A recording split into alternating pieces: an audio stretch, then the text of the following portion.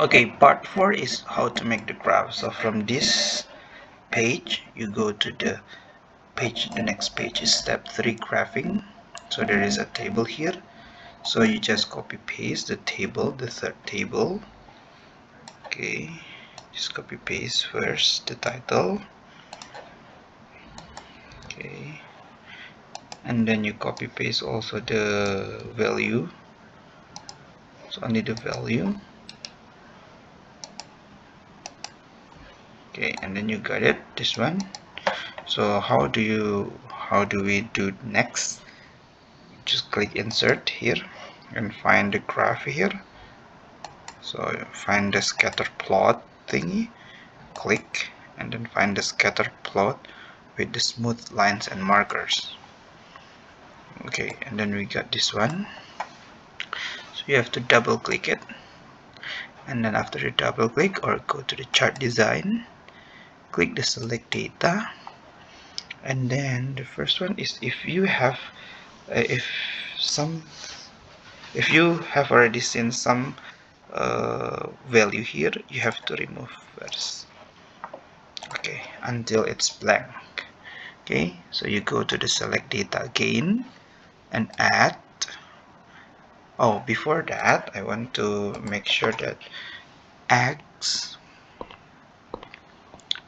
refers your IDV, and this sample is the thickness, and then y is your dv, is the RF value.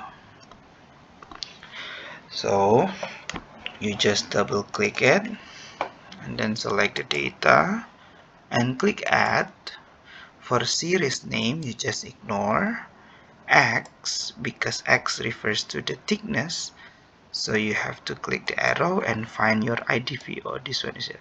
Just select, and then after that for y you have to click the arrow, delete first the numbers, and find your dv. This is your dv, and then click it, and then you just click OK and OK. So this is your graph that you produce. Now for the series at the bottom you just delete. Okay, so this is the graph that you produce, but please do not stop in here because you have to continue. So you have to double click, go to the add chart element, and then go to the axis titles, click the horizontal and also the vertical one, and then it will appear the title of every axis. Okay, the vertical is the X, and the horizontal, sorry, I have to again, I have to say again. So the horizontal is the X1 and the vertical is the Y. Okay, so don't forget. So if the horizontal is the X1, so you have to change the title with the thickness of the paper or your independent variable. The thickness of the paper, and you have to put it the unit if you have it. For the vertical one you have to put RF values. Okay, now after that you again double click it, go to the chart title, chart element, sorry, and chart title above the chart. For this one you just copy paste the title that you put it in the third table, but don't forget to put graph 1, then Ctrl V, and then you have already got this one. Okay, so the next step, double click at chart element and then go to the error bars and standard error again. Yeah, chart element, error bars, and standard error. You can find there is a vertical and horizontal. Right now we just use the vertical. The horizontal we don't need to use it, so you just delete. So again, click at the horizontal and then delete. Okay, for the vertical you double click it.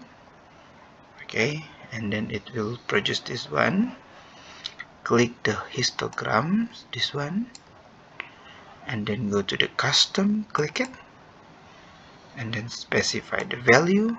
Now the error bar for the vertical for the positive and negative column, you click the arrow and then you select the relative uncertainty.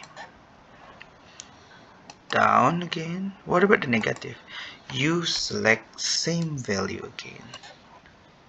Then you just click it and then OK. And then you will produce something like this. Okay, it's a little bit awkward because there is a big error bars here. Now, and after that, before you finish, because we cannot see the trend line, so you have to double click again at chart element, go to the trend line and put it linear. You can see the dash line. Again at chart element, trend line, more trend line option, and then go to this one and then display the equation tick and display the R-square tick, and then you put it at the bottom. Okay, so at least you can produce the graph. Okay, to make sure and to make the trend line is appear, so you can click the horizontal, this one, the horizontal thingy, double click and then double click the graph, double click these numbers and then click the histogram, axis option, and then perhaps we can make what's the minor. What about if we make, oh, we start the minimum not 0.0 but we start from 0.5 and then enter. Could be maybe we can start from 0.8 and then maximum is 1.2. Oh, you can see the error bar is so big.